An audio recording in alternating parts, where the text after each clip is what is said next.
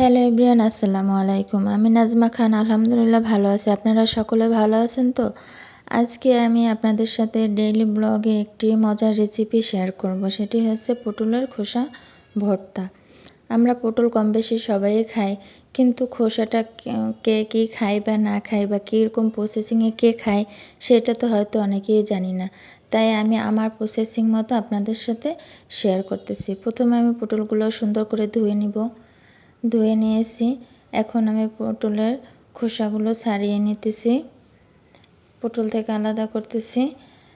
তো পটলের খোসাগুলো দেখেন ছাড়ানো হয়ে গেছে। এখন এগুলো সুন্দরভাবে ধুয়ে এর ভিতরে আমি পেঁয়াজ, রসুন, কাঁচামরিচ, কয়েকটা চিংড়ি মাছও দিব। পটলের খোসাগুলো ধুয়ে আমি চুলার ভিতরে সিদ্ধ করার জন্য বসিয়ে দিলাম। তো এই দেখেন পটলের খোসাগুলো আমার সিদ্ধ হয়ে গেছে।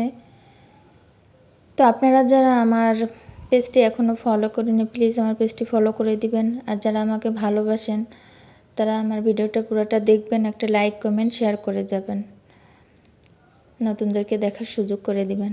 তো এই যে দেখেন পটলের ছোলাটা আমার সিদ্ধ করা হয়ে গেছে। এখন আমি পেঁয়াজ, রসুন, কাঁচামরিচ একটু ভেজে নিব, সাথে চিংড়ি মাছগুলো একটু ভেজে নিব। এগুলো একটু হালকা ভাজা হয়ে গেলে তারপরে আমি পটলের খোসাগুলো এর ভিতরে দিয়ে মিক্সড করে ভেজে নেব। তো আগের থেকে আমি একটু চিংড়ি মাছটা সুন্দর করে ভেজে নেব। তো এই যে দেখেন, তো যারা যারা এরকম প্রসেসিংয়ে খান তারা যদি আমার কোনো ভুল ভ্রান্তি হয় কমেন্ট করে জানিয়ে দিবেন। আর যারা খান না তারা প্লিজ আমার ভিডিওটা দেখবেন, দেখে কমেন্টে জানিয়ে দিবেন এবং আপনারাও এরকম বানিয়ে খেতে পারেন একটা সুস্বাদু ভর্তা। এই যে দেখেন পটলের খোসাগুলো আমি একটু হালকা ভেজে নিচ্ছি। তো এতটুকুই, মানে খুব সহজে অল্প উপকরণ দিয়েই একটা অসাধারণ রেসিপি তৈরি করা যায়। তো এই যে দেখেন ভাজা হয়ে গেছে। এখন একটু আমি শিলপাটায় বেটে নিব। আসলে শিলপাটায় বাটা ভর্তাগুলোই অনেক টেস্ট। ব্লেন্ডারে যদি নেই তাহলে এতটা মিহি হবে না, আর কেমন জানি আমার কাছে তো ভালো লাগে না। আপনাদের কাছে কেমন লাগে জানিয়ে দিবেন। তো এই যে দেখেন আমার ভর্তার প্রসেসিংটা আমি আপনাদের সাথে শেয়ার করলাম। ভিডিওটা যদি আপনাদের ভালো লেগে থাকে প্লিজ লাইক কমেন্ট শেয়ার দিতে ভুলবেন না, আবারও বললাম। তো এই যে আমার ভর্তাটাও হয়ে গেছে, অনেক সুন্দর একটা ঘ্রাণ বের হয়েছে যেহেতু চিংড়ি মাছ দিয়েছি তাই।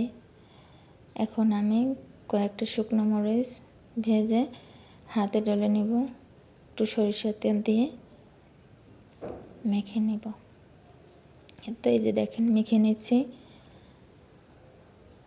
তো এই পর্যন্তই আমার ভর্তার প্রসেসিং।